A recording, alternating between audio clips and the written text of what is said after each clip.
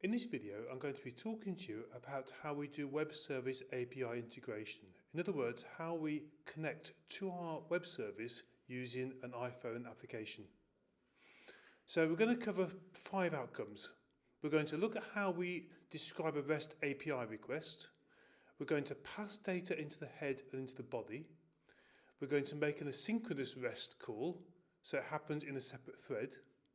We're going to look at the JSON data in the response and read it into dictionaries and arrays. And we're going to use a network activity indicator to show that data is being transferred across the web.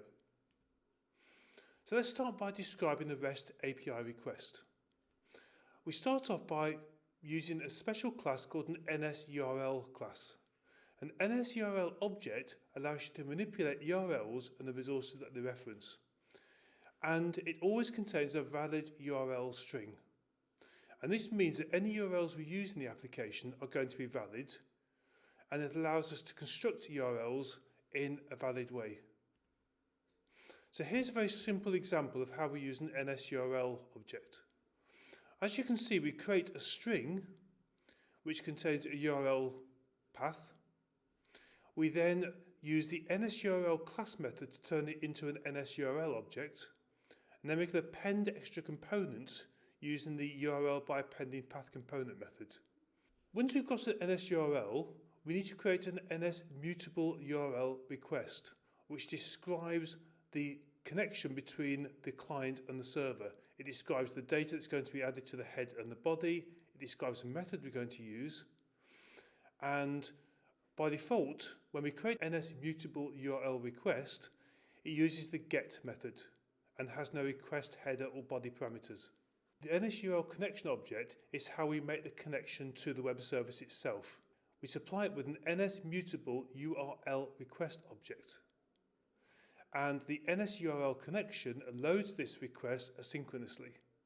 And what's very important is it has a series of delegate methods to handle the data that's transferred back. So here's a very simple example. We create an Mutable URL request object with our NSURL object, and then we initialize an Nsurlconnection object with this request object, and we specify the delegate that's going to handle the response data. And once we've done that, because it's handled asynchronously, we can simply cancel the connection object. So the next thing we're going to look at is how do we pass the header and body data into our request. And there's 3 things we need to be able to do. We need to be able to change the HTTP method that's being used. We need to be able to add data to the request head, and we need to be able to add data to the request body.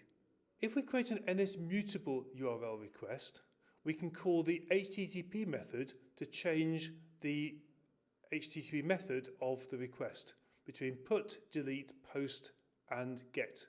If we don't specify the HTTP method, it defaults to get. The next thing we need to be able to do is to pass data into the request head. And if you remember, we need to pass data such as the authorization token, and we also use the request head for content negotiation. So it's a very simple process. There's a special method which allows us to add the value we want for the header field.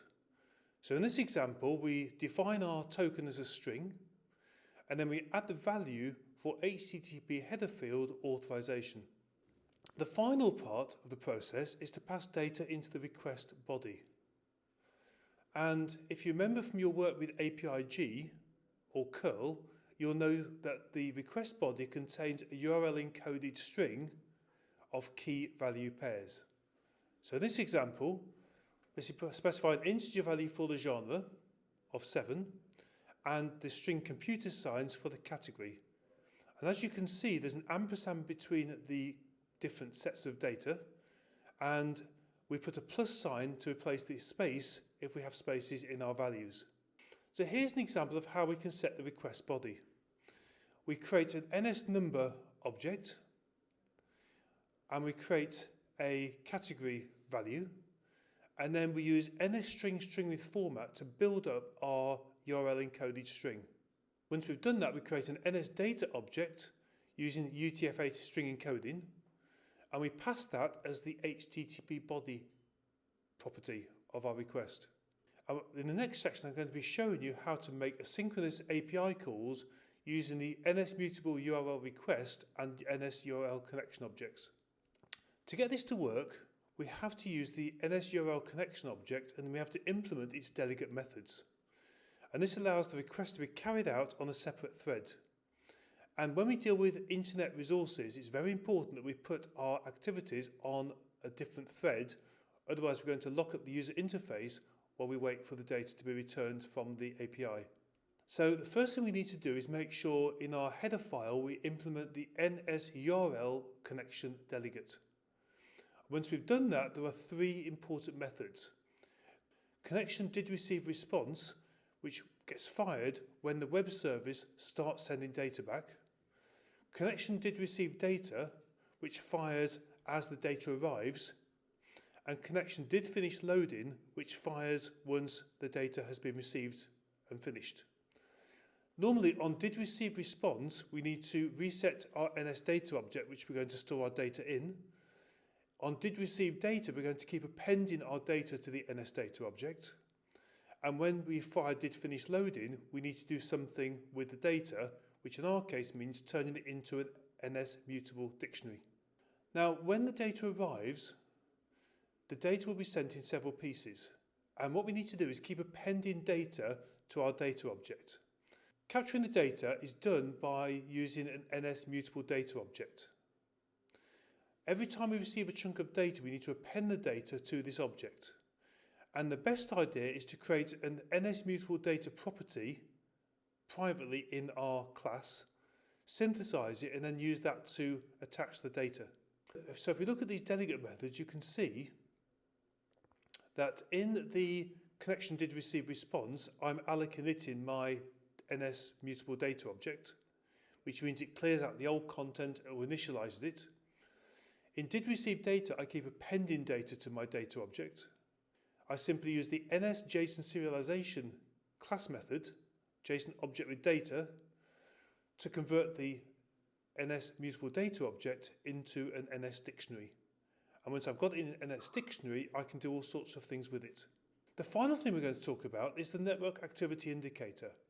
You've probably seen these when you use iPhone applications.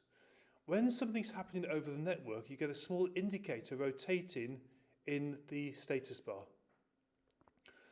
It indicates that something's happening over the internet, and we need to turn this on when we start receiving data and turn it off once all the data has been downloaded.